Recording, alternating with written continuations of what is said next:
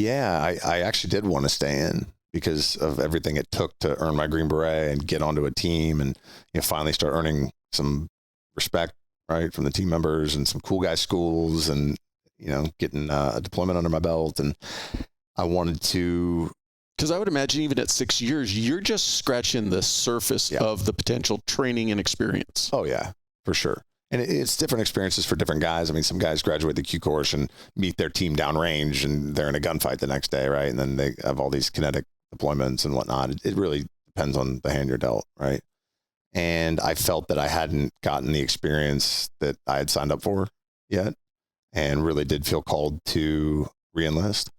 However, I was split from my wife. I was divorced or divorcing at the time, and my daughter was in San Diego with my ex-wife, and I was in Tennessee or deployed, right? And only getting to see my daughter for a few days every few months, and it was brutal. And so I made one of the best decisions I ever made, which was to get out and get back to my daughter's life.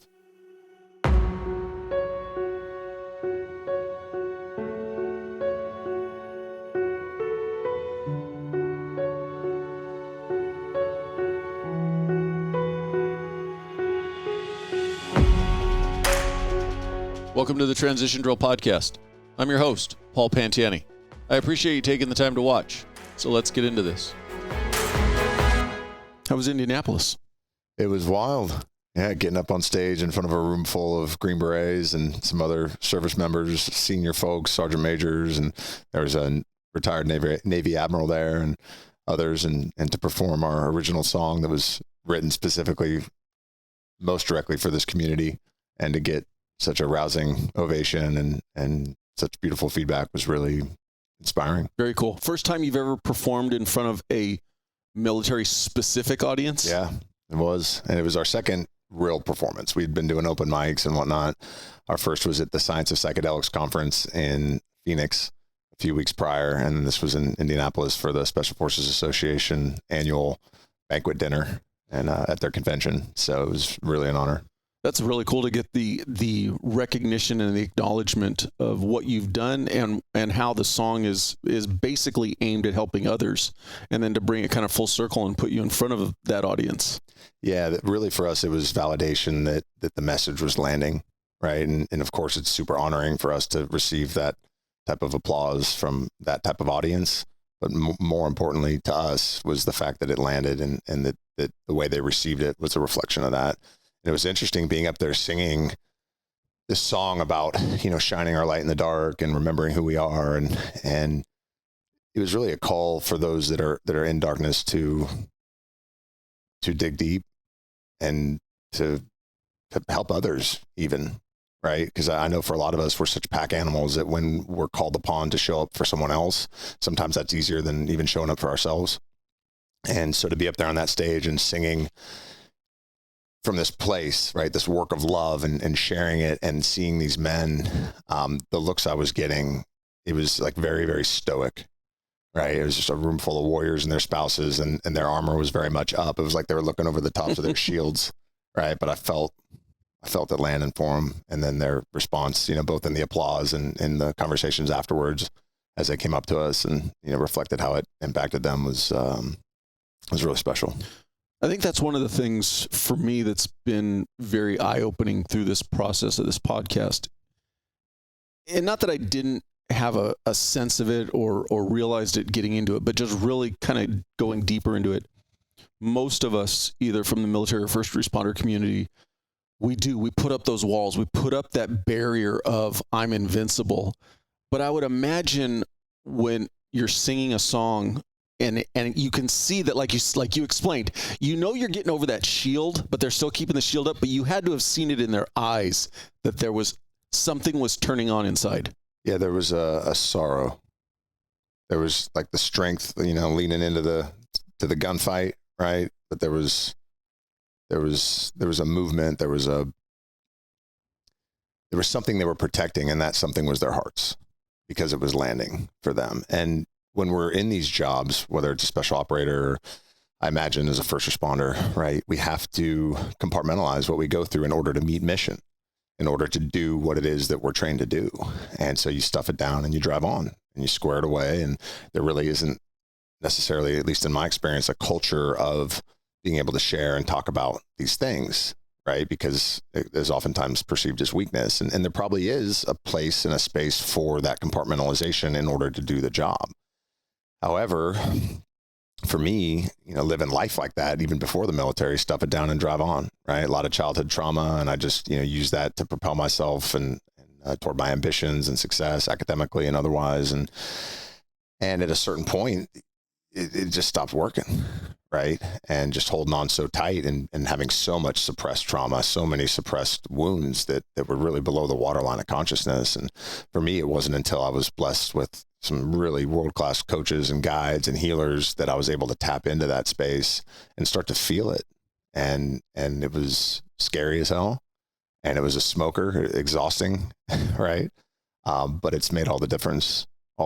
And it's allowed me to have deeper, more meaningful relationships, first and foremost with myself, right? And it's allowed me to access parts of me that were just totally shut down, right? And the creativity and the music has been a beautiful side effect of that, and a beautiful gift that's come through that healing journey. Well, that's really cool. And what I want to do is I want to put that part on pause, and you segued into it nicely. So let's go back to you as a young boy. Where did you grow up? I grew up in the San Francisco Bay, the East Bay area. I was born in a town called Walnut Creek and grew up in a town called Orinda, which is just east of Oakland and Berkeley. What was your family? Mom, dad together, divorced? Yeah, so I was raised by my mom and my stepdad. Okay. But I didn't know that my stepdad wasn't my real dad until I was, I think, 7 or 8 years old. And it was interesting because at the time, my mom had told me, oh, it's not a big deal. You have a dad. And I did. And I was very fortunate to have the dad that I did have growing up. However, learning that my biological father lived only 45 minutes away in San Francisco and never wanted to see me, never wanted to talk to me, that was something that only many years later, decades later, did I realize like how deeply that impacted that child as far as his self-worth and feeling, valuable and lovable. And so that was really one of those core wounds that drove me along this path of, on the one hand, running and numbing, right? Anything I could do to numb those feelings and check out. And then on the other side, it was success. So having straight A's, being an all-league linebacker, team captain, going to Yale, and then years later, needing to be special forces and beyond, right? Just to try to feel like I was enough. And it was, I've come to find out, a bit of a setup, right? There's no finish line for that. So, having gone into the healing journey, that's the path that I finally ended up on. And that's allowed me to show up more for myself and my loved ones and ultimately for others. So your mom and your biological dad never married? Correct. So I don't want to jump ahead, but did you ever know your biological dad at all as a young boy? No, I didn't meet him till I was, I think, 16 years old. But your mom was at least honest with you and told, not right away, but eventually told you that your stepdad is actually not your real dad. Correct. And I have a lot of compassion for her now, right? It's like, how do you tell a child that? Like, when is the healthy time and the healthy way to have that conversation and not totally keep them in the dark? So it was what it was. Looking back on it as an adult, once you learned that your stepdad was not your biological dad, did it change your relationship with him? I'd imagine that it must have. I never saw it through that lens. At least I don't think I did. To me, he was my dad. He was always there. He was at the Little League and the Cub Scouts and Boy Scouts, and he was my dad. And so it was a strange thing to learn when I did that he wasn't actually my dad or my real dad. But I never thought it mattered. I never felt like less than in any way until I realized that it did. So consciously, you didn't perceive it as having an impact on you? Nope. No big deal. As a brothers, sisters? Yeah, a brother and a sister from my stepdad and my mom. And then when I met my biological father, he had a son as well that was my younger half brother. So technically 2 half brothers and a half sister in a split family. And as far as in the pecking order, are you the oldest? The oldest. You're the oldest? Correct. Were you a good kid growing up? Troublemaker? Mainly a good kid. I was really good at putting on the good kid act. And when I was young, I was bullied. until about fourth grade, when then I had a big growth spurt. I'm 6'5" now, 230 pounds, and I've been big since then. Right. And that changed the dynamic. But prior to that, I was bullied a lot, and my mom was very overbearing and kind of one of those embarrassing parents, and she used to call me Dairy, and, I'd be in the tennis court and she'd be like, Dairy, you forgot your water bottle. Like, it's just a mom that loves her kid. Right. Right. But it didn't serve me well in my social circles. And because I was killing me, Mom. Yeah. And I didn't have an older brother or an older sister, anybody to show me the ropes. And so a lot of the other kids did. And so I got picked on by other kids and by their older brothers. And, it was fairly terrorizing. And then there was, the household was really unstable also. So like I didn't feel safe at home, and then I didn't feel safe, with the other kids. And so I've always had a compassion for the underdog, or for, injustice, people that were being bullied. And then I shot up and, punched a couple kids. And so that changed the dynamic of the bullying thing.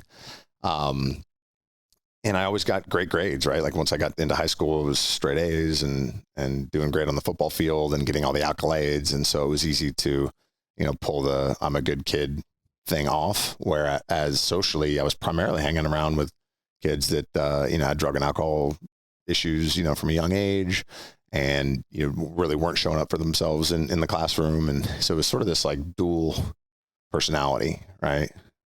None of the, I'll use air quotes, none of the bad kids you were hanging around with, though, really kind of pulled you off track? Because it sounds like straight A's in sports, you were pretty much dialed in. Yeah, it was interesting because they were all sweethearts, right? All these kids, like really sweet kids, but they were troubled, right? And from their own broken homes and other issues.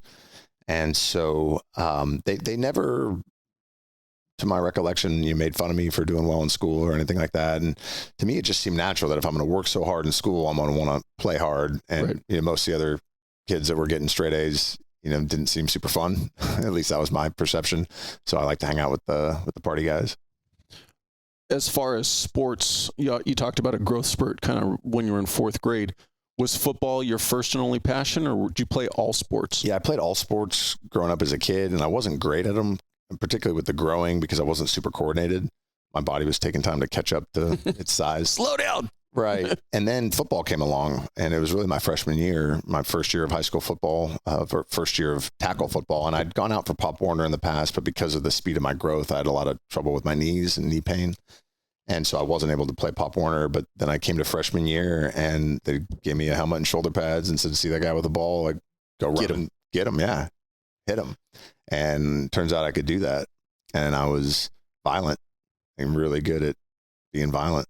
And it felt awesome to use my body like a bat to hammer another person, and just the feeling of power and being good at something like that. And then from there, it just took off. Was the turmoil at home directed at you, or was it just turmoil between your mom and dad that you just didn't want to be around? Primarily the latter, right? But it was just very chaotic, and my mom is a very sweet woman and loves her children dearly, and just struggled a lot, with stability, mental stability, emotional stability, stuff like that. And, so it was just, in retrospect, I realized I just never felt safe, right? Never felt safe. And I see now that I way over indexed on the warrior. All right. So this little boy didn't feel safe at home, didn't feel safe being bullied. And so then I grew and became this badass on the football field, just wrecking people. And it was really driven by that. And then I see that pattern continued on in life with, joining special forces and whatnot. And it was like the grown man, or the child didn't know that he grew up and became a badass. Right. So it was always pushing to like get to the next level of badassery. Right. And the grown man didn't realize that the kid was driving the bus most of the time. Right. So it was this interesting sort of dichotomy. As you were growing up and becoming a young adult, did you find that you kind of inherently took on that protector role? Yeah, I did. I've always felt an injustice for any sort of bullying or anything like that, and didn't use my size to, pick on people or bully anybody or beat anybody up or anything like that. So coming towards the end of high school, you mentioned Yale, but was college your ultimate goal? Yeah, I always knew I was going to go to college. It was definitely expected in my household. Both my parents had gone to college, and my stepdad was very academically inclined. He had gone to UC Berkeley when it was, the top school in the nation as a public school. And as soon as I started getting the straight A's and I was a good athlete and was fully expected I'd go to a good school. But then I think it was my junior year, I believe it was junior year, letters started coming in from some of these schools. And the first one was Princeton. And I was like, oh, wow, I could go to Princeton? Like, that's wild, right? So Ivy League at that point in time wasn't your focus or your goal? No, it was just one. A college. Yeah, it was just one foot in front of the next. Like, obviously, I'm going to college. I'm just going to show up for my next class, my next semester, my next practice, and chip away. Was the military even a thought at this point? No. My dad had been an enlisted guy in the Air Force, and it wasn't really within my consciousness to serve in any capacity. It just didn't really exist. Did he talk about his military time fondly or? Not particularly. He talked about how difficult basic training was. And, you know, he said he was grateful for his service and it did help shape him in some ways, but it wasn't something that he projected onto the kids in any way or myself. And I do remember at a certain point, I was interested in the academies and looking to potentially go to Annapolis or West Point. But because I was playing football as well and fully planned to play football at the college level, the idea of having football as well as having to go through the boot camp and all that stuff just seemed like an awful lot. And then once the letters started coming in from the Ivy Leagues and other schools, I decided to take a different route. What era was your dad in the service? It would have been the Vietnam era. Okay. Yeah. And heading into college, what year did you graduate high school? 1999. And heading into college, what was your career plan with this? You were going to play football and go to college, but what academically did you want to come out of it with? Yeah, so I was really interested in war, but from the policy side, right? So like leadership, service, and war. I grew up watching the History Channel with my dad as a young boy, and I remember being totally floored by the magnitude of death and destruction that man had perpetrated against man, and it just seemed totally insane to me. And so wanting to study war, understand war, and being mindful that what bigger thing is there for a people, for a society than going to war, particularly a real war where the citizens face, you know, the struggles in a way that we really haven't probably since World War II. And so that's what I wanted to study, and what I wanted to do was to help, you know, to understand war in order to be able to maintain the peace, but not from a warfighter perspective, but from a policy maker perspective. So you mentioned you graduated high school in 99. Mm-hmm. So I'm doing the math and working it through my head. 9/11 happens while you're in college. Yeah, I was a junior. Is that what changed your trajectory, and all of a sudden it's went from studying war to wanting to engage in war? Yes and no. And yes, in the sense that I wanted to join the military or the intelligence community right out of Yale. And I spoke to a couple veteran case officers. It was actually really interesting. It was through a family friend. It was a meeting at the Bohemian Club in San Francisco with a couple active veteran case officers from CIA. And one was there for like 20 years. I think the other guy had been there for 15 years. One of them had fought against the Soviets in Afghanistan in the 80s, spoke, you know, various dialects of the language, Pashto and Dari, that type of thing. Not somebody who would have stories for an entire evening. He was on the first helicopter into Afghanistan after 9/11 with a briefcase full of $3 million. Right. And I'm this 21-year-old kid, like fresh out of college. Oh yeah, these guys are heroes. Right. And then the other guy was a non-official cover spy against China, you know, and like, I'm sitting here with these guys thinking, holy smokes, like this is wild. And they basically told me, like, don't be that cliche Ivy League kid, doesn't know shit about the world or himself. They're like, we got plenty of those. Like, go live some life, get into business, join the military. And so I looked at getting a commission, and I spoke with each of the branches, and I was really excited. And then I found out you can't get your job guaranteed as an officer, right? So I could have signed up for 5 years or whatever it was and had no guarantee that I'd even get a combat branch. And I could end up, you know, a supply officer or something like that, and something that just wasn't interesting to me and that I didn't want to do. And so I didn't know at the time that there were a couple potential exceptions to that, or so I decided that I wasn't going to do it. And my dad played a part in talking me out of it, and I understand, like, he didn't want his son to go off to war, right? And because guaranteed signing up at that point in time, you know, pretty much you were guaranteed combat. Yeah, I mean, especially if you get a combat branch. Right. And so ultimately I decided not to do it because if I was going to sign on the line for that type of a commitment, I wanted a guarantee that I'd be able to go and close with and destroy the enemy in some fashion or form. Even at that point in time, were you thinking special forces? No, it wasn't really in my awareness.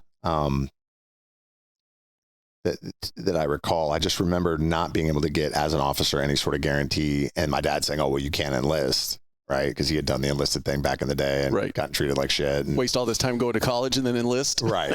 And so I was like, okay. And so I ended up just falling into medical sales. One of my fraternity brothers' dads was a senior guy at a spinal bracing company, and a bunch of us ended up working for that company and then going on from there. So how long were you out of college before you actually made the decision to enlist? I was 29. Yeah, so I had lived, quite a bit of life and had my own ups and downs, both professionally and personally. And 2008 and the whole thing with the economy that affected me as well. And ultimately, it was time to fish or cut bait. Right, 29 years old, and I never shook that call. So something that just kept rattling in the back of your head. Yeah, I just felt like I'm a grown man.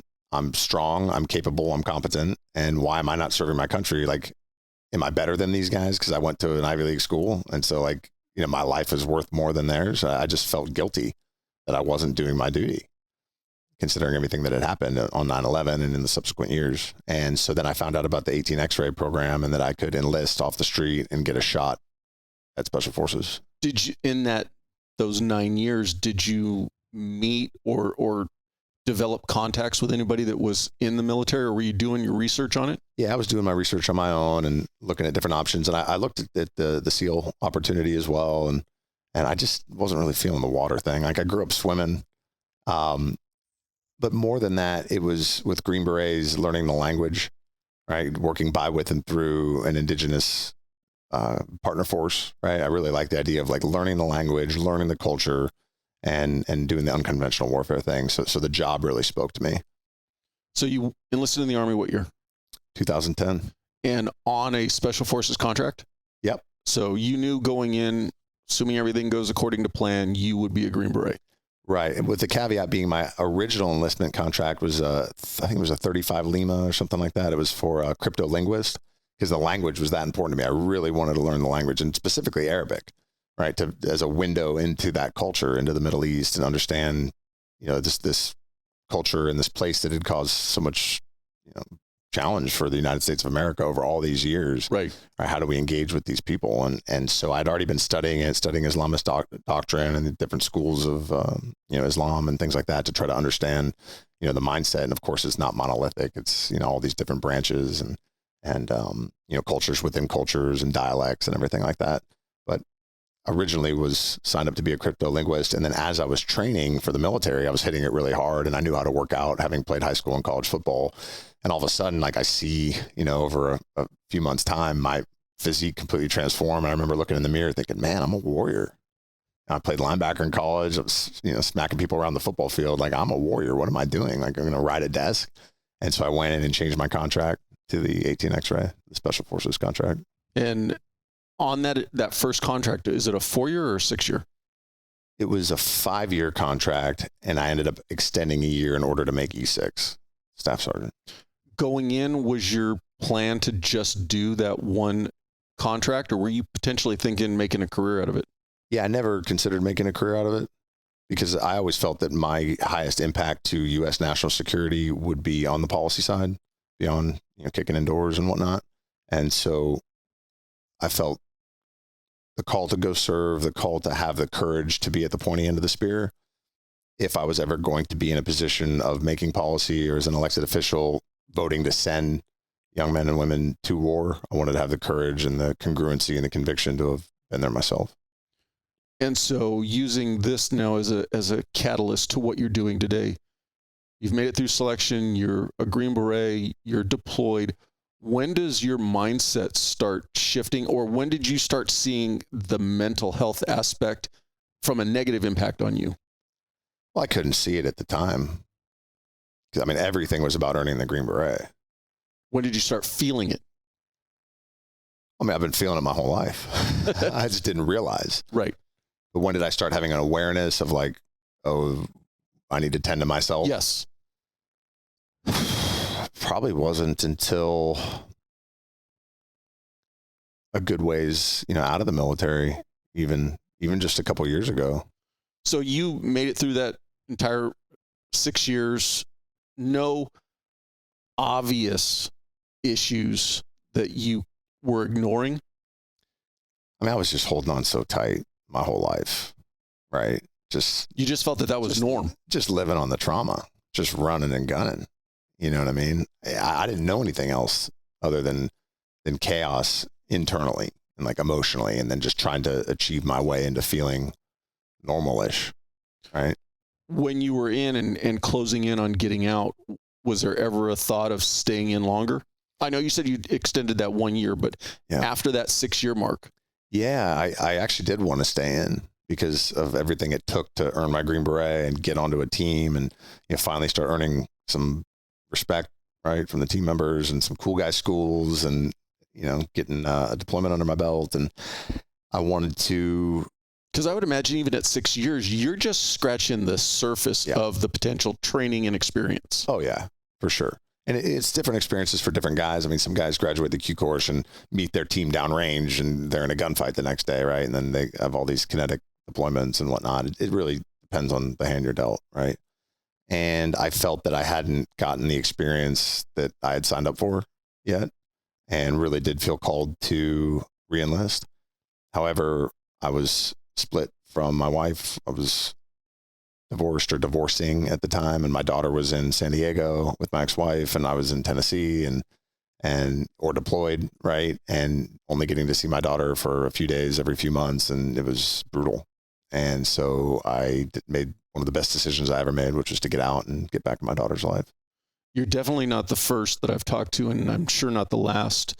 Family and the obligations of family are one of the driving forces of why many people in the military get out before they're 20 or their career. Yeah. Because, from the playing devil's advocate and looking at it from your daughter's point of view or your ex-wife's point of view, hey, it's great that you're running and gunning and having fun, but we're stuck here at home and we're never seeing you. Yeah.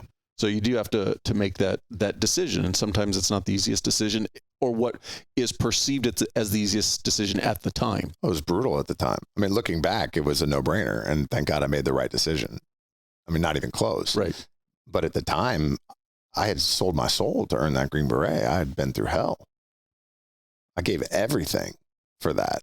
And to feel like I hadn't fully achieved what I set out to achieve was a really difficult thing to grapple with. And I'm fortunate and grateful that my team sergeant at the time, even though he was a hard ass and very tough, he supported completely the decision to place family first.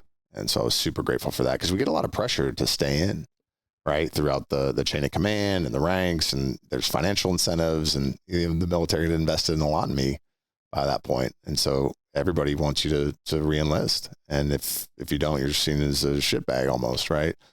But he was supportive in that, and always be grateful for that.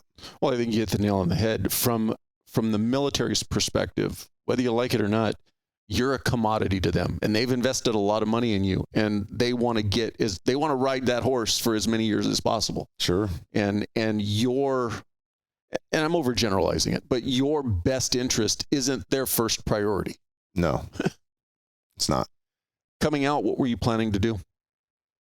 Well, I was fortunate to have a pretty epic transition to CIA, which is something I had always wanted to do.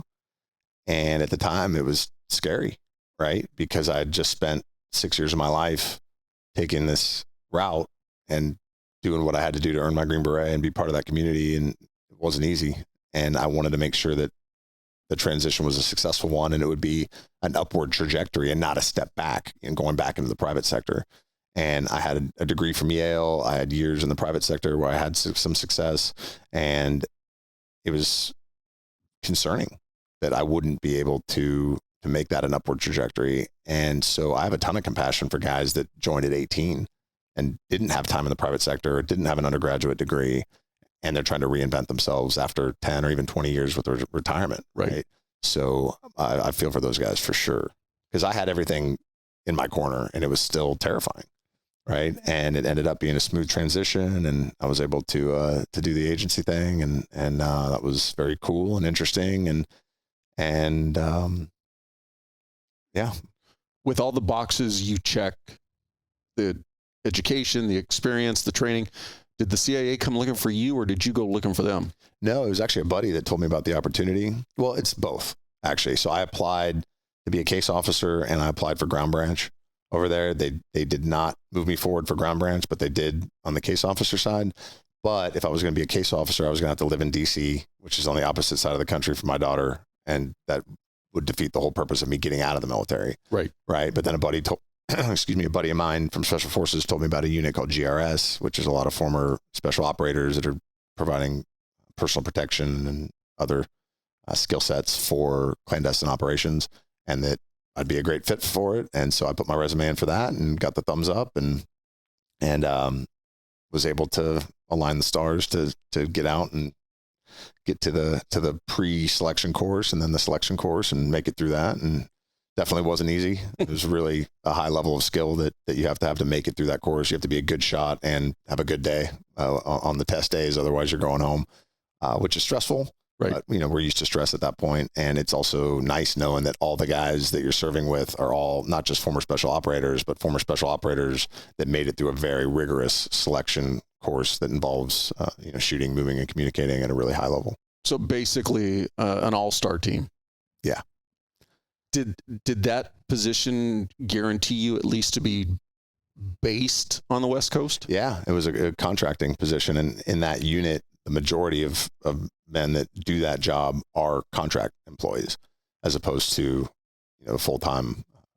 So they're contract workers as opposed to full-time employees, which we get paid more up front and we have a ton of flexibility, and the other guys have to live in DC and, they get the benefits and more on the back end. So for me, it was a great fit. So I got to move to San Diego, and I actually did my deployments with them as I was transitioning to San Diego, and then went into grad school because, after a couple of deployments with GRS, I realized that there's really no pot of gold at the end of the rainbow.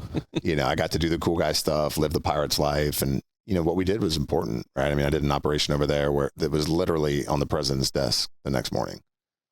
That's pretty cool, right? To have like that strategic level impact. And at the same time, I saw guys in their 50s and, didn't have relationships with their children. And maybe they had a little bit of money squirreled away, maybe not, right? But it didn't seem like the upside was there. And it was ultimately would have been a selfish thing for me to continue to deploy and not be around my loved ones. So I decided to transition from that into grad school, which I did at UCSD, so close to my daughter. And so how many years were you with the agency? Just 1 year, but it was 2 deployments, so 2-3-month deployments, and got to do something I'd always wanted to do, and made a mature decision to move on in a way that was more congruent with my values and my family. So what year was it you went into grad school? 2017. And full head, like that was all you were doing, just going, you took GI Bill or whatever and right. Going to school is what I'm doing. Yep. And what were you studying? International affairs. So it's the UCSD's School of Global Policy and Strategy. With a long-term goal of was your interest to, as you've said previously, to go towards the politics side of war? Yes, I felt like that was where I would have the greatest impact on U.S. national security, was on the policy side, particularly the political side. So as an elected official. Graduated 2019? 2018. So it was a 1-year accelerated executive program. And so hit it hard, graduated there, and then decided to, all the policy positions. DC. So I wanted to stay local. And so I went into the defense industry. And after having worked so hard to get into special forces and serve in the military and then in the intelligence community and then study international affairs, it just seemed like the natural next step would be to do something in aerospace and defense or in the military industrial complex. And at the time, it felt like a noble calling, right? Like helping our warfighters at the pointy end of the spear be more lethal and more survivable, right? So that they could close with and destroy the enemy more effectively and come home to their families. And so that's why I got into that space and worked with everybody from, venture-backed startups to small businesses to publicly traded company. And over that time, my view on conflict and politics changed dramatically. And it no longer felt aligned for me to be in the kill chain, right? Involved with tactical missiles and things that were being used to kill people, right? And primarily because of a lack of trust in our institutions. It become clear to me that I couldn't trust these organizations anymore. And, I knew at Yale or earlier about the Gulf of Tonkin and what happened in Vietnam with, certain lies, right? And manipulations from the government in order to get into that conflict. And of course I knew, the domino theory, and we got to stop communism here. It's going to be there. And obviously Stalinist Russia or Maoist China, weren't nice places to be. And I can understand that they, could have or likely were threats to U.S. national security and that of our allies. However, seeing the way the game has been played over the last few years, completely vaporized any confidence that I had in our institutions. Was it a single event catalyst, or just the whole opportunity to be behind the curtain and see the complete operation that really kind of started changing your mind? It was a little bit about the behind the scenes stuff, but in the military, we didn't really talk politics. We're just so busy, especially on an SFODA, right? Right. In special forces, it's like you got all these skill sets you have to be proficient in that are so diverse. Everything from like language, free fall operations. I was on a free fall team. My actual job, which was an 18 Echo Special Forces Communication Sergeant. Right. So all the personal radios, the vehicle radios, the team house stuff, being proficient at all of that as an Arabic speaker, as a shooter, right? So close quarters combat, small unit tactics, and then the whole unconventional warfare thing by with and through our partners. It's just on and on and on, right? Operationally at the tactical operational levels, right? So we're always behind the ball. There's really not a lot of time to talk about, votes on the Hill or anything like that. Right. It's about the guy next to you, and it's about being squared away and able to accomplish the mission and reload and refit for the next one. And then, similarly at the agency, however, certain conversations I had with certain folks gave me a pretty clear indication that some things behind the scenes were what some would call a conspiratorial, right? And that was interesting as sort of a data point, right?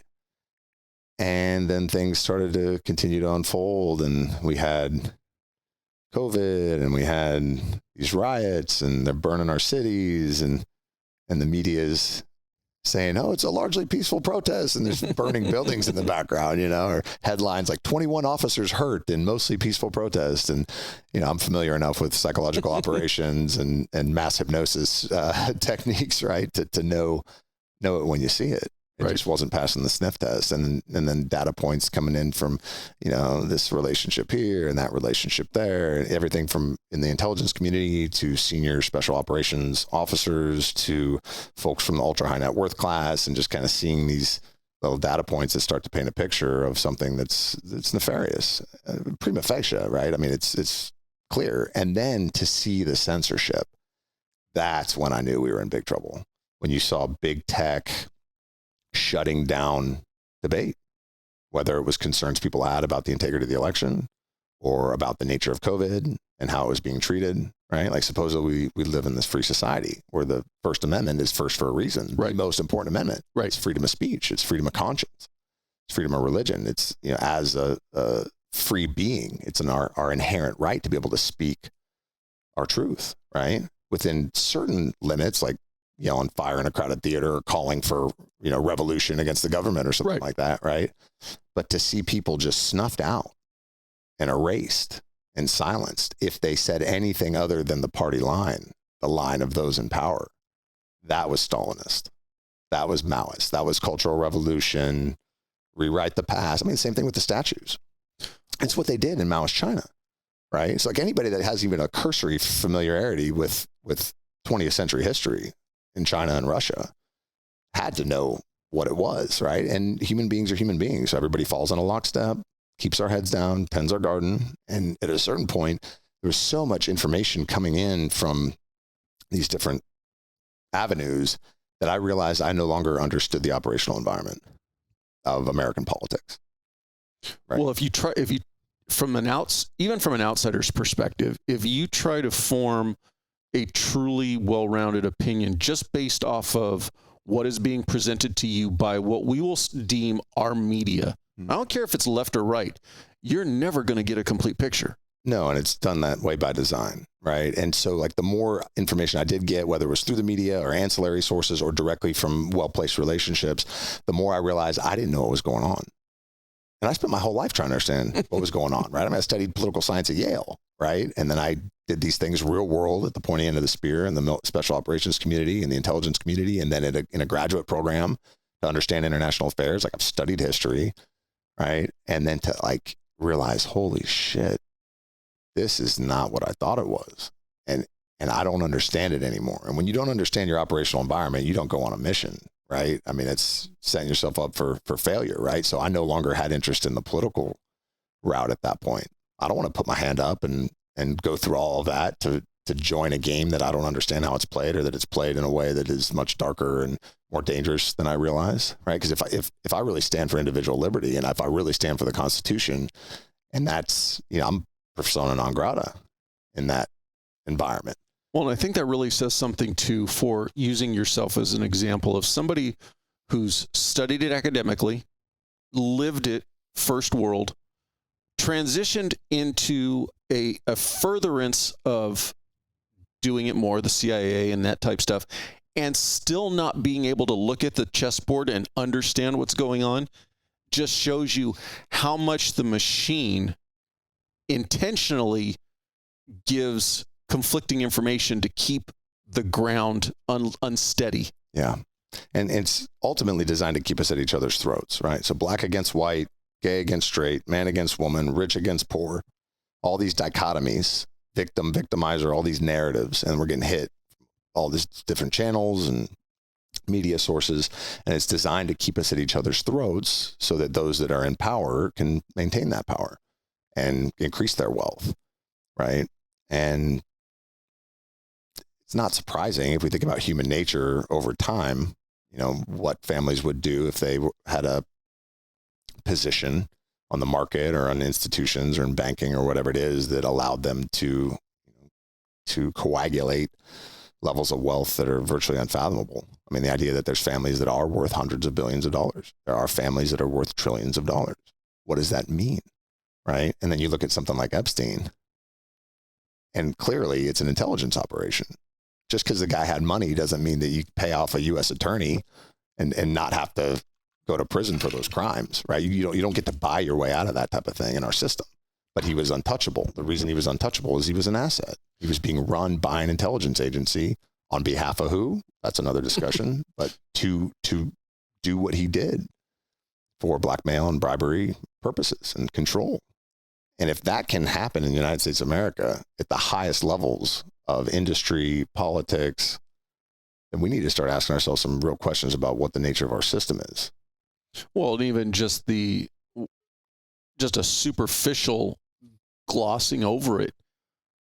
War makes a lot of people money. Oh yeah. And whether you want to go down, as you referred to it, as a conspiracy rabbit hole, us being involved in war makes certain people very rich, and they want to keep us there.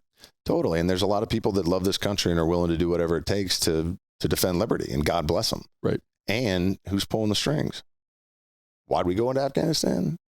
Well, it was 9/11, and then we're in Iraq, and we spend, tens of billions and thousands of lives and kill God knows how many people. And now it's not important anymore. And we're just out, but then we're going to go back. Right. So none of it passes the sniff test. It's the same thing we saw on the TV screen during the pandemic. Right. It's a lot of smoke and mirrors. And that's a tough place for somebody to be, to start having those realizations, because it's not okay. But at the same time, what are we going to do about it? Right. I mean, we all have gardens to tend, and got to take care of ourselves and our own, physical, spiritual, and mental well-being, and that of our loved ones. And so at a certain point, I just turned it off. And when was that final straw for you? That was about 2 years ago. So I think it was in the fall of 2021. And it finally came to a point where I said, I don't want anything to do with this drama anymore. I don't have the tools to fix it, and I need to take care of myself and my family, and just sort of went heads down. And really the level of analysis determines what's important too, right? And so going on to my healing path and taking the time and the effort and the energy and the tears to heal myself and go through that really became of paramount importance. How can I get healthy so I can show up for myself and those that I love? When did you start your healing path, and what got you onto it? Well, there's sort of different parts of that. And I think probably the first one would be just, getting sober, right. With alcohol and, I never got a DUI and never, ended up in jail for booze, but it was becoming an issue. Right. And so that was something that was on my radar, on and off for quite a while. And, ultimately putting the plug in the jug and getting sober was a big deal. And so that was one level of it. And then learning how to just get still enough to start to feel was a big deal for me. And that actually took quite a bit, of working with some really world-class healers and being able to just breathe and meditate and carve that sacred space where I could be with me and tend to myself, as opposed to just going and going and going and going on to the next thing. And so it was through that process of grieving and mourning, which in my case was about once a week for 2 years. So when you say once a week, what did it take you to?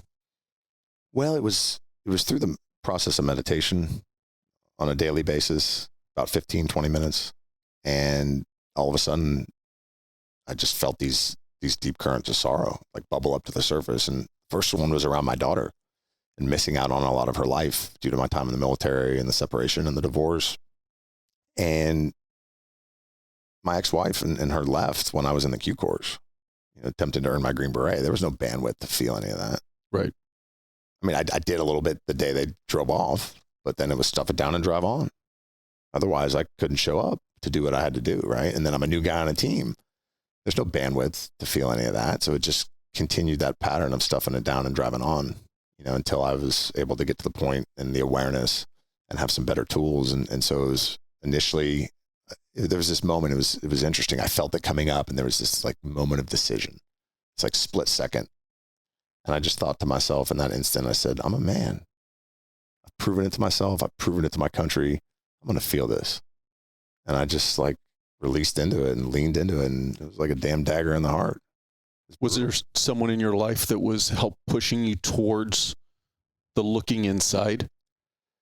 Yeah, it was really through a coach of mine that I had that had worked with all sorts of different folks, everybody from, investors to entrepreneurs and stuff like that, really successful, high level folks, and had seen all different types of people and how many of us just drive ourselves relentlessly toward our goals and then the wheels come off. Right. And the analogy he uses, he says at a certain point, it's like a rocket leaving like a spaceship, leaving the earth. And at a certain point, you got to drop the engines. You can't just keep powering through that way. And so his guidance to me was really around relationship with self being the primary starting point for that healing journey. Did you go looking for him or did you happen to meet him? Well, I was actually talking to a buddy of mine who's a general partner at a venture fund, a solo GP at his own fund, actually. And was sharing with him I was having a hard time. And he said, hey, I know a guy that might be able to help you. And that started the journey. Yeah. And for you today, what's the most reoccurring theme that or thing that you do that kind of keeps you on your path? Slow and low. Basics. Sleep, diet, exercise, meditation, community, right? And this awareness that like gentleness and compassion for myself has to be my North Star, right? Self-love is my North Star because I didn't know anything about that. I didn't even have a relationship with myself. I was just running and gunning and numbing and chasing and right. And I couldn't show up for myself. And I couldn't show up for my loved ones. And I left a lot of wreckage and a lot of hurt, And so having this really a humility, right? After getting life on enough, you know what I mean? And just getting to the point where it's like, holy shit, I need some help. I need to heal. And there's something about the process of allowing myself to feel the sorrow that was so alchemical, and it really transmuted that deep hurt into something else, right? And it's been my experience that the depth of the hurt's really the depth of the love, because you can't have a broken heart unless you have a heart, right? And there's something about the poignancy of like being in the depth of true sorrow, like the truth of the heart, whether it's stuff from childhood or last week, right? That gifts us with very special powers, right? Like to be gentle, to be compassionate for somebody like me is a big deal. Do you find that you struggle with that? I didn't know that I didn't know how to have that for most of my life. I couldn't be compassionate or gentle with somebody because I was on fire. Right. And I didn't know it. It was just so much suppressed sorrow that I was just dog paddling, trying to keep my head above the water. But I didn't know. I thought I was fine-ish, or I had some awareness around some issues or challenges or whatnot, but I didn't know the depth of it, But grieving once a week for 2 years, that'll wake a man up, right? And it was just a very organic process. It wasn't like I was even seeking, shadow work or sorrow work or anything like that. It was really just, getting cracked open and then having a daily meditative practice, because that's what my coach said to do. And I respected him and knew that he had great outcomes for folks. And so I said, Roger that, and started doing it. And then once this sorrow started coming up, he said, okay, he's like, you're hitting the sweet spot. Like, this is the ninja level stuff. And I was like, all right. And I just kept leaning in. Taking it now from being able to see both sides, the 100-mile-an-hour warrior, the 10-mile-an-hour calm, low and, slow and low guy. From your perspective, would it be possible to blend those two? So going back to when you were a Green Beret running at 100 miles an hour, would it be possible to balance this out? Yeah, and it's interesting because there's certain archetypal energies involved that I've become aware of, and that's the masculine and the feminine, which we all have within us, right? And so I've realized that this path of healing, dropping into the heart and feeling and allowing the energy to move through myself, right? And alchemizing the sorrow is really the feminine path of healing, because all the gifts were feminine in nature, right? Gentleness, compassion. You can't call it feminine though, because it's not going to sell for guys. Well, then they're going to probably get brought to their knees, or they're going to put a bullet in their head. No, maybe there's another way that they can find, right? But like for me, like I just had to get smashed enough to get cracked open to the sorrow. Right. And like, I'm here to say, like, as a special operator, as a Green Beret, for me, my power and my kingship was on the other side of those tears. Right. And the gifts along the way were feminine in nature. And thank God. Right. Because I had a really unhealthy relationship with my masculine. It was the warrior, but it wasn't the king. It was the tyrant. Right. And the abdicator. Right. It's pushing away responsibility, not stepping into my power. Right. And that divine king, that heart-centered king that commands from love. I didn't know anything about that. I didn't have any access to that energy. So I'd be the abdicator, right? Pushing away money, pushing away success, right? The little abandoned boy that didn't feel lovable fundamentally, right? And then under times of stress, I would oscillate to the tyrant, and he'd come out. And that was ugly and damaging, right? And so tapping into the sorrow and getting these gifts and the ability just to be and the ability to receive. I didn't know about receiving. I didn't know what I didn't know. Right. Like fundamentally, I just didn't know how damn hurt I was. You know what I mean? But like this path did take me into the feminine, and it did, there was almost like a rejection of the masculine for a while, which is strange, right? For a guy like myself, there's always a masculine dude, right? A big guy, a violent guy, rewarded for violence in football and special operations. But then like associating so much of that violent death, killing with the masculine. It was like, no. And like, I just had to move away from that. But then I alienated myself from the healthy masculine. So it's really been this journey about like healing my relationship with the feminine and then going back toward the masculine and healing my relationship with the masculine. And like, what does it mean, to be a healthy whole man? When you got on this journey and started realizing, okay, I have to embrace this other side, the feminine side, whatever you want to refer to it as. Mm-hmm. Did it alienate you with your brothers from your special forces days and your military time? Or did you find others that came along, you were able to bring them along that journey with you? Yeah, I was sort of isolated anyway, right? Because the guys that stay in, they're in, and now I'm out. Right. So it's kind of like, you got off the train and it's still going 100 miles an hour. And that's just sort of how it is. Now, there were a handful of guys that I stayed in touch with that were in, and I still do today, that are still in. or getting out shortly. And there were some other guys that were already out that became more and more open to the healing path out of necessity. Right. And some of them are doing great financially and they're killing it and making a bunch of money, but they got, a money problem or a sex problem or a food problem or, whatever sort of numbing agent. Right. And the success thing can be tricky. I mean, that's a slippery slope. I mean, I know a handful of folks that are, heading toward being high net worth or ultra high net worth folks or that are already there. And it's, it's a tricky place to be too. If we haven't done our healing work, I mean, that can just be another addiction that's ultimately self-abandoning and creating a lot of destruction. So let's go into your music. Have you always been into music? No. So didn't grow up as a kid playing any instruments, never even dabbled in it? Well, that's not true. I started playing the piano when I was really young, hated it.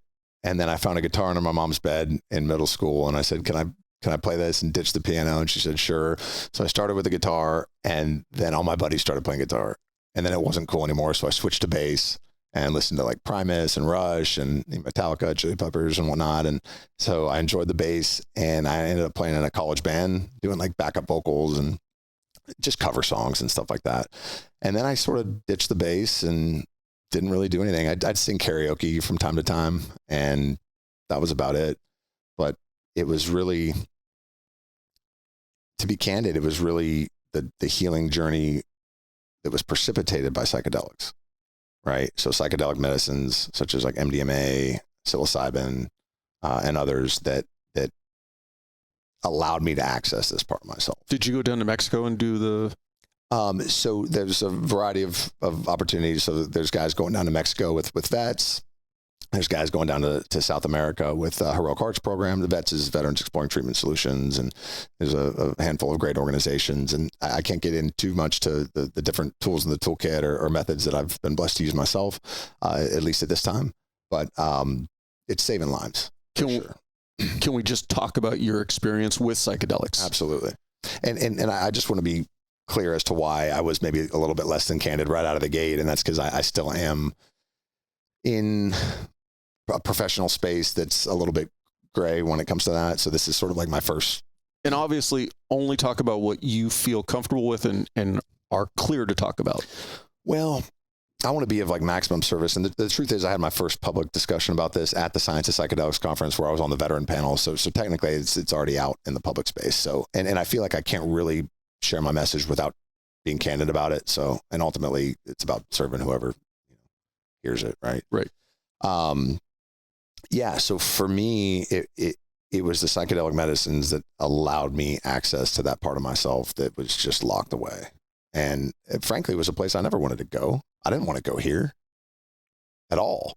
It was that life led me to a point where I just knew I was totally disconnected from my heart.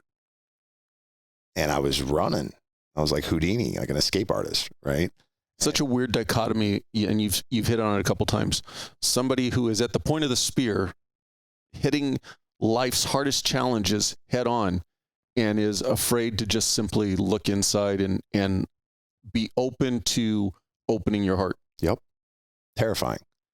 I mean, jumping out of planes at night, like doing all the stuff that we do. It's like, that's one thing, right? Like the physical courage, the physical, like, but to dive into that abyss, right? It just wasn't something I was interested in until it came to a point in my awareness that I was not doing so hot. And really it was COVID that brought that more to the front, because as a Enneagram 7 and the Enneagram personality types, I'm busy, right? From dawn till dusk, just go.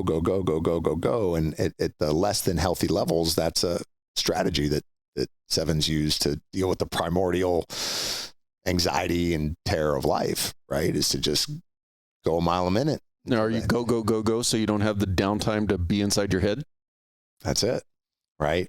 But then COVID happened and everything shut down. So I didn't have anywhere to go to, right? So this awareness of a disconnect with my inner self, with my heart, became so acute and so obvious that I was talking to a buddy. He said, I know a guy. And next thing I know, I'm getting connected with this world-class guy that's been doing this for 25 years, guiding people with these medicines that are, proven with tons of clinical backing, right? Like from MAPS, the Multidisciplinary Association of Psychedelic Studies, which we're really excited to be performing for at their annual conference coming up in June, later this month. So, do you have reservations about doing it? Only where it was going to take me. From the feeling of not wanting to open that door, or the feeling of potentially not being in control? The control thing didn't bother me as much. I mean, I was always sort of going with my ass on fire, you know what I mean? Just running and gunning. It was just having to feel all the stuff I didn't want to feel. But I knew it was time. I knew I couldn't keep running anymore, because it was just abandoning myself and Right. not showing up for myself. And if I can't show up for myself, I can't show up for anyone else. Did going through that process, was it, when you got done with it, to the point of, shit, I should have done this a long time ago? Well, it depends on how one looks at the nature of reality, right? As far as timing and that sort of thing. But yeah, of course. It's so profound, the healing that takes place, and the healing that takes place during the medicine, but more importantly, like what it opens up. So for me, in my experience, like the medicine's not a panacea. It's not a fix-it button. And it can be perceived as that because the experiences can be so powerful. They call them entheogens for a reason, right? The God within. So it's like it shoots you to the top of the mountain and you see this view, and it's just like unspeakably beautiful. I mean, totally ineffable. You can't even describe the perfection of reality, right? The love. And then next thing you know, it's like you're in the afterglow for a few days, and then you're back climbing the mountain, all scuffed up and bloody, right? But for me, it was like a doorway that was open, like a doorway into my heart, a doorway into myself.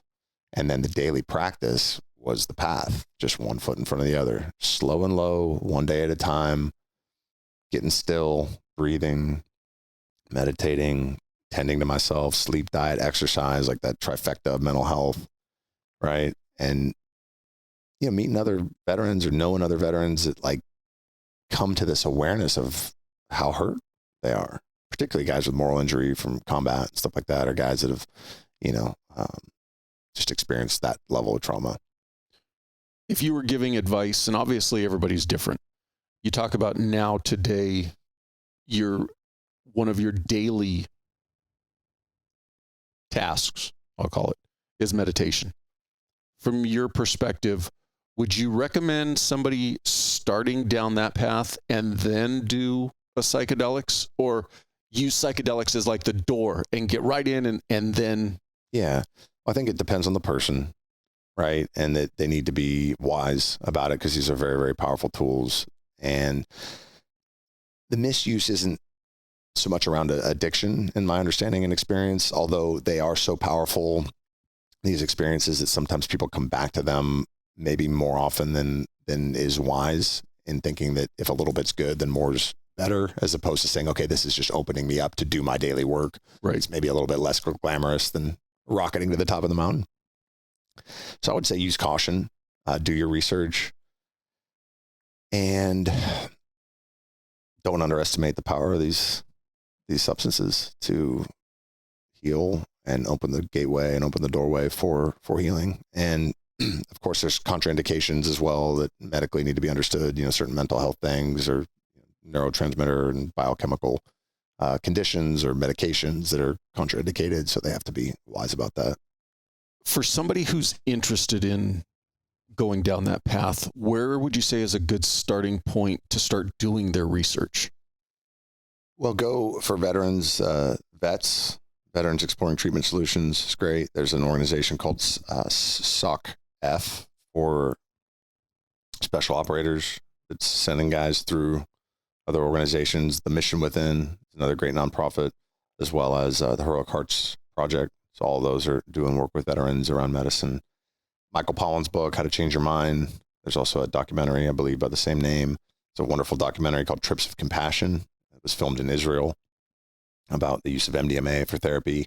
MAPS, the Multidisciplinary Association for Psychedelic Studies, is a premier organization that's been fighting for over 3 decades, I believe, to legalize MDMA for therapeutic purposes. And they've had quite a bit of success in doing that. And I believe that these powerful tools are going to become more and more accessible to folks and more legal in the clinical setting. And they really should be, because they work and the clinical documentation is there, right? Whether it's psilocybin, it's been used at Johns Hopkins and a variety of other academic medical institutions to great effect for a variety of challenges that folks have had. So I think, unfortunately, there's still a big portion of our society that they simply hear psychedelics and they think back to the 60s and LSD, and, you know, they're not looking at the big picture and the benefits they can have. Now, here's the big picture. We're killing ourselves every day. How many? Couple dozen? That's the picture. That's the only picture. Whatever's going on right now is not working, right? It's totally unacceptable. We all know it. And so we need something better. And if these medicines can work, then they should be used. And I don't think we should, get sidetracked or make up stories about it that are going to preclude guys from getting access to this stuff, right? And I think it needs to be done wisely. And I think that there's pitfalls around the use of these medicines if they're not done right. However, 24 guys and gals killing themselves every day is not acceptable. Right. So we need to find a way to get these medicines in, whether it's through the VA or other nonprofits, whether a guy's got to go down to Mexico or do it on tribal land, in coordination in concert with native tribes that have warrior spirits and a lot of pride around their own service and warriorhood. So, yeah, it's needed. So let's get back to the music. What brought you back to wanting to make music or get involved with music? So it really came out of nowhere. I met a couple guys at a spiritual lecture at a venture capitalist house in Encinitas. It was quite an interesting event, and these guys were interesting, young entrepreneurs, and they invited me over to their place in Solana Beach and started hanging out. And they have this beautiful music studio, probably $1 million. I mean, just world class with murals and blacklight, and they flew artists up from South America to do these incredible murals. And so I was just hanging out, and they were playing, and just picked up the mic and started singing. And it was just like download, right? Vocal melody, lyrics just pouring out of me. And everybody was like, what was that? And I said, I don't know, man. And from then on, we started recording our jam sessions and just have it coming through, right? From that same space that the medicine opened, right? Like just that deep, deep space of love and sorrow, right? And it was so fun and creative and just felt so alive and so much joy. And then a few weeks of doing that, and then I was at this training for how to tell your story from stage. And one of the top guys in that space, his name is Bo Eason, and he was conducting this event. He said, okay, close your eyes and see yourself up on stage. And so I closed my eyes and expecting to see myself giving a speech or, behind a podium or a lectern or whatever. And this vision just came down, and I see myself, and there's just tens of thousands of people. It's like the biggest crowd I've ever seen in my life. And I'm on stage and I'm playing a keyboard, and I don't even play the keys, right? And I'm singing, and I look to my right, and there's Andrea Bocelli, and we're doing a duet. And it was just just totally floored me. And it was so real. It was a vision, right? I mean, I had tears in my eyes, right? And then he goes, okay, finish up the exercise. And I'm sitting there going, what the hell was that? And immediately after, he goes, hey, Drew, why don't you introduce yourself? And just another participant kind of randomly, right? And the guy stands up and he goes, my name is Drew Lawrence. I'm a multi-platinum singing songwriting coach from LA. I'm thinking, holy shit, that's my guy. And introduced myself, had him over to the house, had a little jam session. And next thing I know, I'm going up to LA every chance I get, and we're making music. And the first time I heard myself, with the headphones on, singing on the studio mic, I was like, whoa, that's me. He's like, that's you. I said, is there auto-tune on or anything? He's like, no, man, that's you. And I was like, shit. And it just exploded. I mean, it's been 11 months. We have 16 demos, basically like an album and a half. Right. And every song matters. Every word of every song matters. And there's so much joy in the process for me, and the impact that it's already having on people. I mean, we just released one song, right? And the other ones that we've shared with family and friends and other people, like it's a common response to be in tears, to be pierced through the heart, as one Navy SEAL buddy of mine said. And I went over to his place and I was like, hey, can I sing you a song, man? You want to hear one of these songs? He goes, yeah, man. And this guy's like in his 50s, you know, he's had this stellar career as a naval special operator. I really respected in his communities and been on his healing path in a very deliberate way as well. And so I play the music on his speaker, right, the backing track, and I close my eyes and I'm singing. Like I really want to deliver for him, you know. And so my eyes are closed and I sing the song and I open my eyes at the end of the song and he's got tears dripping from the bottom of his chin. And he looks at me and goes, you just pierced me through the heart, brother. Thinking, holy shit, what I saw in that vision is real. So for those listening right now who want to go listen to the song, what's the song title and where's the easiest place to find it? Okay, so it's been an Instagram release so far, exclusively on Instagram on Memorial Day, so just a few days ago, and it's Love and Lightning Music is our Instagram page, and it's N, like, you know, Guns and Roses. Mm-hmm. It's Love and Lightning, the letter N.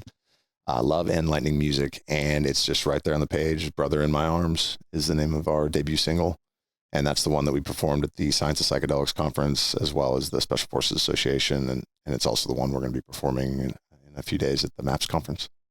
When you wrote that song, did the words come easy for you in the sense, like, was it right there, or did you have to work through it? It's both. They came easy and they came hard at the same time. They came easy because they were just flowing, but they came hard because it was like they cut right through my heart. I was in the studio up in LA and I'm just breaking down. I mean, 3 or 4 times I'm just in tears, right? Because dudes are killing themselves, you know, every day. Right. They're in the dark. They're lost. They're hopeless. And I felt that. You know, I felt that. And the words are coming and it's just like, took the breath out of me, you know, and Drew, God bless him, he just kept us moving along. Like he wanted to harness that, you know, that energy. And next thing I know, I'm on the mic, right? Like that same day, right? Just as we're writing this song and, you know, and you can hear it, you know, the dark and the light, the sorrow and the hope. When you're writing a song, does the music come to your head first and then words? Or is it always words and then you find the music that works for it? It's a great question. So most of the time it's the music. It'll be like a little ditty, you know, and I hear it in my head. I hear the little ditty and I'm just kind of like jamming on it, you know, driving. A lot of times it happens in the car. I'm cruising and then the words, but most of it comes straight in, which is interesting. There was one song where I had a couple sections of the verse, like whole first verse and the hook for the chorus. And I shared it with Drew, you know, my producer, and we did a little Zoom session on it and got the piano. And then right after the Zoom session, I'm so excited because now I got the piano to kind of spin the words for the whole thing. And I start in on the second verse and a line comes in and it was, I heard a song from a ghost. Holy shit. What is that? I just scrapped all my lyrics. You know, I was like, I'll save those maybe for another, that's gone. And the whole thing came in, same thing. You know, just like a dagger in the heart, right? And that song's a song to a guy that's already taken his own life. And of course, it's for the families, it's for his friends, it's for the guys that haven't done it yet, and hopefully, you know, will never do it. Right. But it's like, you know, if we could just turn back time, you know, and the hook for that is you just need love, right? Which might sound like a trite little thing to say, you know, but it's the medicine, man. That strikes me as very poignant because it takes me back to what we were talking about earlier in that boys are raised, boys don't cry. And it may seem something that's very nothing to it. It's trite. But even just saying it, man, all we need is love. Yeah. It seems when you hear the words, it seems like that. But it means so much more. If there was just more love in the world, you know, and if more people worked on just trying to be a better person, how much different would this world be? It'd be completely different. And love is the most powerful magic in the universe, right? And that's why the songs are so effective, right? Because the texture of it is in there, right? You can't fake it. And it circumvents the critical mind, the mind of a man that says, I don't want to hear that. right? But when you hear the song and you're already hooked in, and then the message can land, because the armor's not up. And I do believe that we're all doing our best. I do believe that consciousness always operates at the highest level that it can based on its awareness. And from that, forgiveness is made easier, in particular forgiveness for self and really seeing myself and others as innocent, right? And one of my teachers, Aaron Abke, talks about, you see a little baby eating and making a mess, and you're not going to go knife hand the baby and say, "You're screwed up, baby. Like, get it together." You wouldn't do that, right? That's unreasonable. But unfortunately, parents, we do screw up, and we do, maybe not to that extreme, but we do just as stupid things to our kids. We do. And then that's the level of awareness, right? And we somehow think that because we can make intelligible sentences with our mouth and like clean ourselves in a way that a baby can't, right? We're so much better. We're so much better than babies, right? We're like fully in control of our body minds, right? And that just doesn't seem to be accurate to me. It seems like we're an amalgamation of biology and physiology and neurology and nature and nurture and circumstance and trauma and experience and environment, right? We're just sort of being lived by life. And if we can see ourselves through the lens of that innocence, there's something that really expands in our ability to forgive ourselves and others, right? And the love, it's just something about when we heal, that when we allow ourselves to get cracked open at the deepest part of our spirits, there's a light. And I don't know if that light comes from without or within or both, but there's something there, and it's the deepest part of us is love. And that's one of the things I saw with the medicine, right? Is like all of physical reality is just vibrating light, powered by love. It's a love song, right? And all the trauma, all the darkness, all the pain, it's just to cut our hearts so that they can grow in compassion and love for ourselves, which then spills out into the world, right? So to see that and to feel it and to touch it and to have it move through the deepest part of me is an ineffable experience. I mean, you really can't even explain that. And then days and weeks go by and, back in the grind and the illusion and the fear and whatnot, it can be easy to forget the lessons, right? But using the tools and getting still and breathing and being gentle with myself and reminding myself of what I believe to be the truth has kept my ass alive. And maybe I can shine a little bit of light for somebody else. And that's really the true blessing. I would imagine for most of us, use myself as an example, music does so much for your soul. Every one of us has that song, those songs that just hit home for whatever reason. They don't hit home for everybody else. But for you, when you're writing a song, do you feel like you're writing it to get yourself out, or do you see it as trying to help somebody else? That is such an interesting question for me, because I see it as helping others. And when I look back at just the last few weeks and few months, at the contraction, at the darkness, at the despair even that I've experienced as these songs are pouring out of me, it's been a real dichotomy that I've been in darkness as this light is pouring out of me, right? And I've realized more and more as I continue to refine the collection of songs that we've put together that they're for me. I thought they were for the guys. I thought they were for others, right? And they are. And I need to hear this stuff. I need to remember these things. So it's really quite surreal to have these things coming through. And there's a lot of effort in it, but it's also effortless, right? The effort is driving my ass up to LA all the time, and, spending a lot of money and time and talent and treasure to be able to bring these things to fruition. But they do largely come through, and where it feels like I'm just receiving them, like they already exist in the future, and they're just coming through. And it's very much motivated by the desire to serve and shine that light for others, and then more and more I'm having an awareness that I need it. I need this hope too.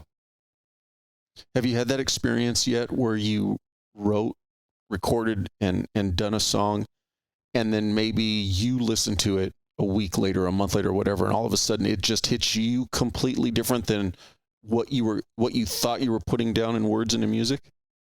Yeah, it's been very interesting because it's different for each song, but predominantly, particularly on 3 or 4 that are like really poignant, specifically for the folks that are in the dark, that are eyeballing the pistol, or that have already taken their own life, as I mentioned earlier. It's just the process of it coming through it was pretty agonizing, to like really empathize with what that's like, right? And like I've never had a gun in my mouth, thank God, but I know guys that have, and some of them made it so far, and some of them didn't. At your worst, did you find yourself getting close to that cliff? It's hard to say because I don't think that I would ever harm myself because of my love for my daughter and my fiance. And I just don't think I would do that. And I'd like to be able to sit here and say, I would never do that. And I want to say that. And I've been in despair. I've been in darkness. I've been hopeless, or in the illusion of hopelessness. I have had thoughts that weren't comfortable to have around ideation and stuff like that. And to me, there's a huge difference between, having thoughts that one might not be able to control, right? And then actually like contemplating self-harm or something like that. But it's a pretty damn uncomfortable thing to experience. Right. Right. Like to be suffering and to be thinking about, suicide and the angle of the pistol and like, that type of stuff. It's like, I don't want to think about that. And then sometimes there's judgment around that, right? Where it's like, so it's like, how do we just let go and allow ourselves to experience these things, allow these energies and emotions and ideas and thoughts to pass through us without judgment around it? And so that's something that still learning how to do, right? And even recently, it's been tough, right? And I have so much support. A degree from Yale, a resume, right? Different positions with companies and different success and industry and a graduate degree and some money in the bank and friends and tons of support. And I've been in a tough place, man. And it's given me so much compassion for the guys that don't have that support. It's like, no wonder they're clacking themselves off. So I don't know if it's something that I'm supposed to experience to give me that compassion or if it's tied to the music or what, but definitely learning. Well, and you talked about earlier about working out, and I'll use that as an analogy because I think all of us can easily relate to it. Every one of us looks in the mirror and goes, man, I could probably lose 10 pounds. And so you get strict for a little while, the scale starts dropping, you get excited, and then all of a sudden little things start creeping back in. You have an extra drink on the weekend and the scale starts going up. So it is that up and down, and it takes commitment and dedication to it. I would imagine it's going to be the same way with your mental health journey. Just because you say, okay, I'm good, I'm going to go talk to a counselor, I'm going to do psychedelics, doesn't mean it completely erases the slate 100% clean. We have, like you said, we have a lifetime of trauma. That shit is going to creep back in. It's a long road. It has been for me. And I put a lot into this thing, a lot of effort, a lot of courage, a lot of tears, and getting healthy. And it's been a long road. And sometimes I don't see the improvements that I've made, and I don't even have an awareness of it, right? So that's where support, whether it's from the spouse or close friends or coaches, is so important, because I know for me, a lot of times I can't see myself as far as how far I've come. And so to have my fiance say, you're a completely different person. You've changed so much. I'm so proud of you. That is awesome to hear, especially on the days where it's harder. There's some darkness.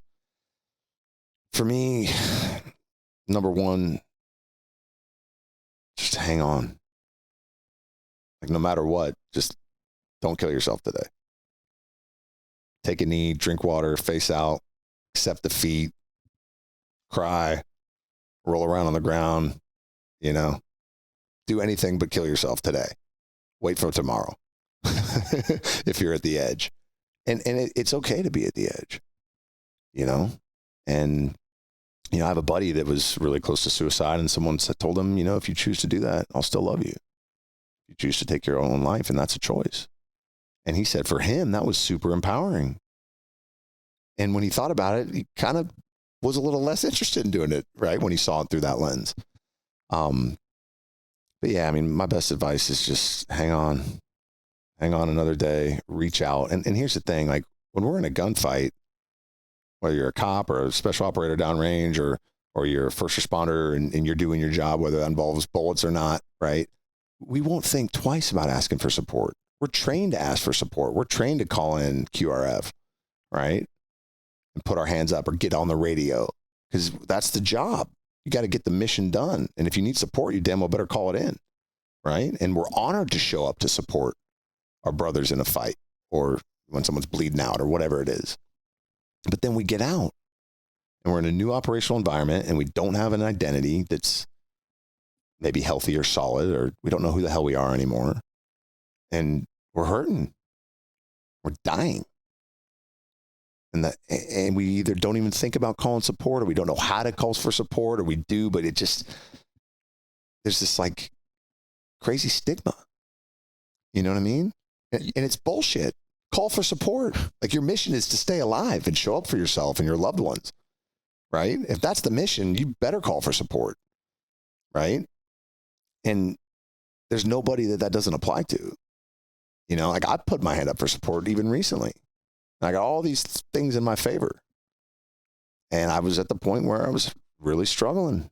And I put my hand up and let some buddies know. And because I had made those relationships and nurtured those relationships, I mean, boom, the phone starts ringing and I got everything that I need, right? And like whether I use every tool in the toolkit or not, of all the support that showed up, who knows? But right now I feel pretty damn good knowing I got that much support.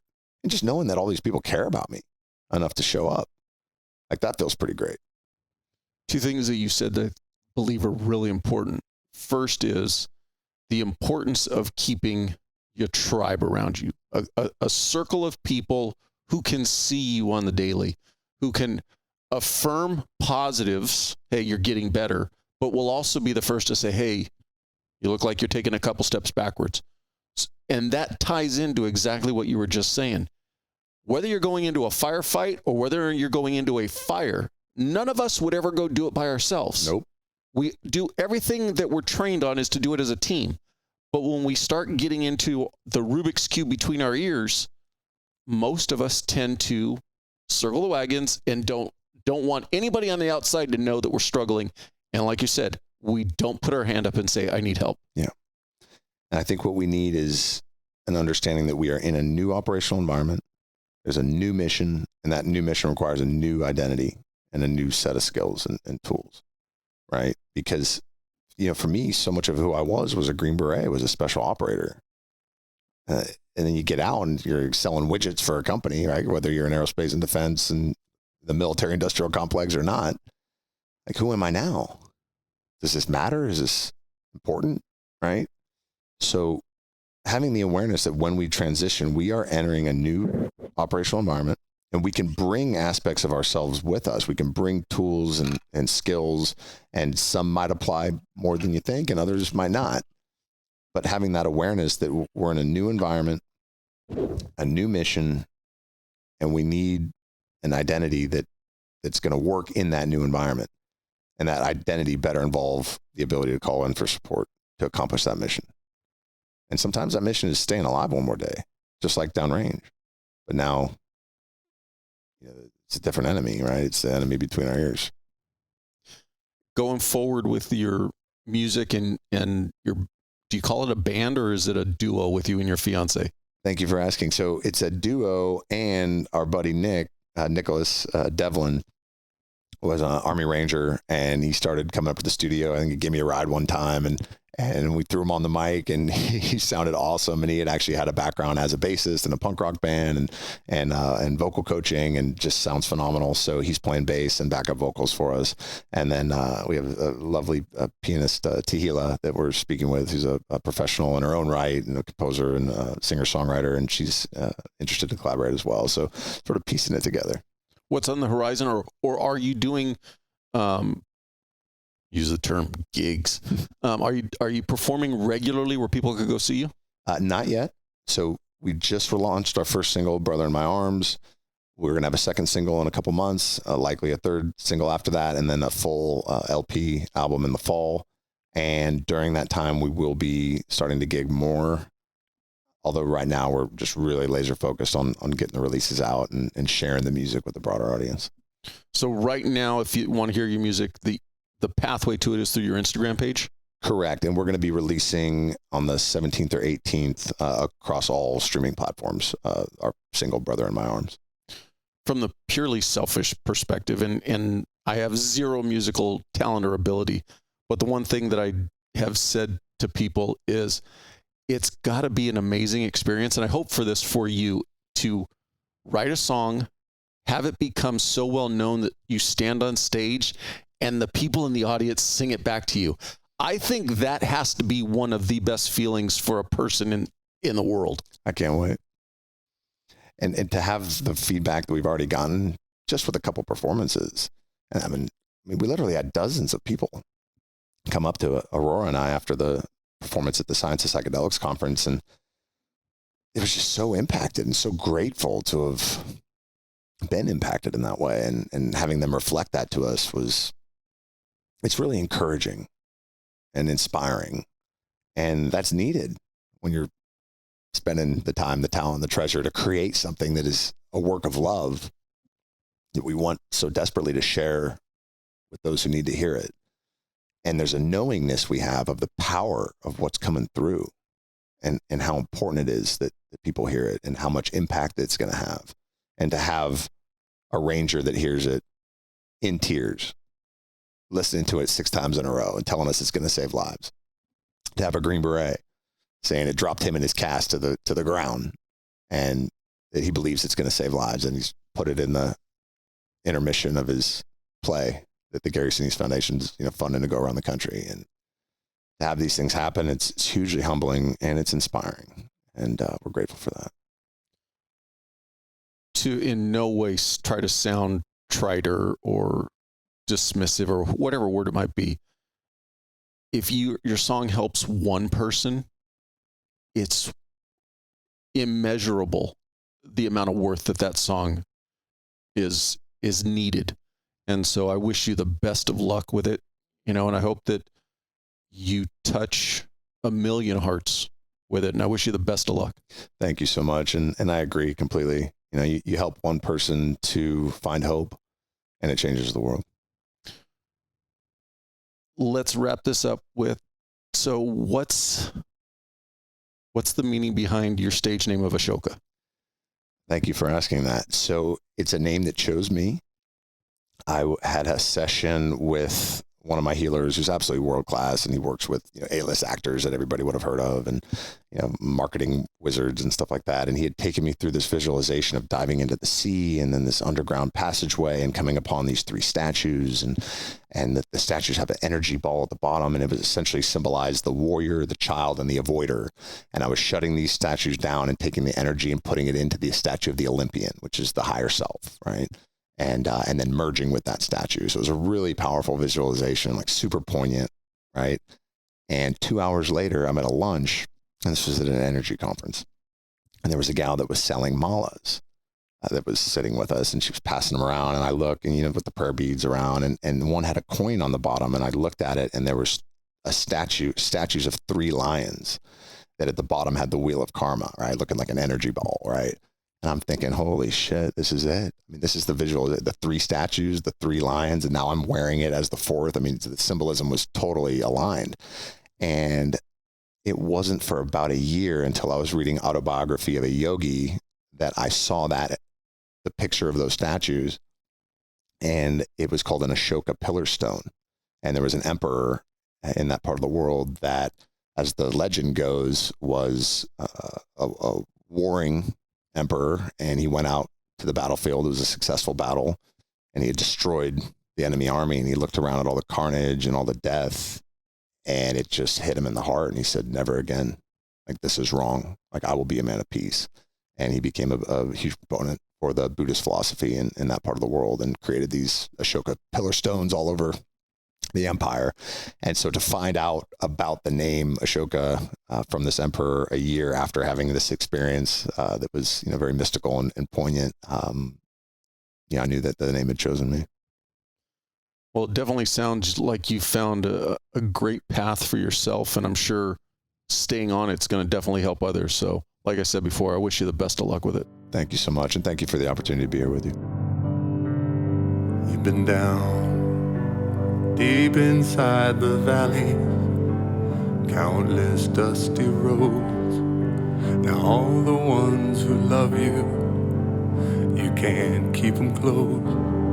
But you got something to hold on to, a bond that will never break, an honor you belong to, won't let you slip away.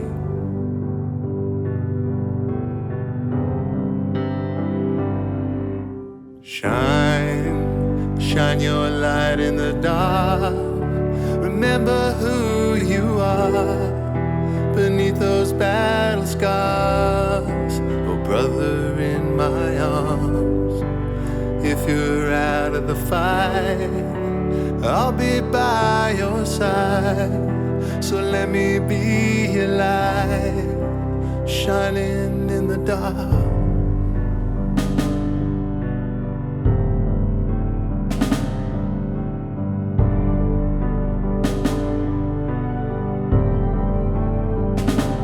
You're not alone to bear a warrior's heart. You've carried more than most. But how long can this haunt you while you're fading like a ghost? It's something to hold on to. Just gotta find your place in this broken-hearted war. We won't let you slip away. Shine your light in the dark. Remember who you are beneath those battle scars. Brother in my arms, if you're out of the fight, I'll be by your side. Let me be your light, shining in the dark.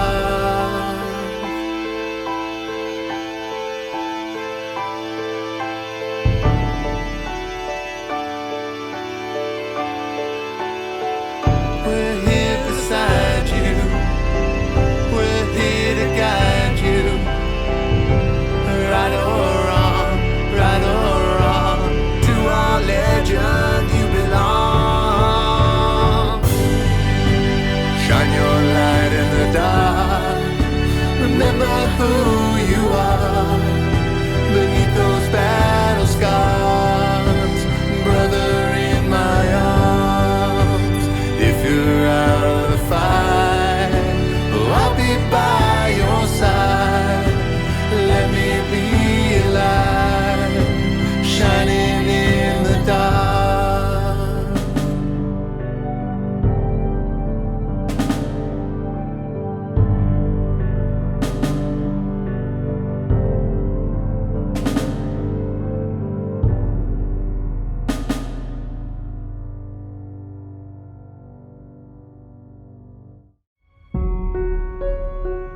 I appreciate you watching. But before you go, if you like the video, please hit that subscribe button. Also, any comments are appreciated. Thank you.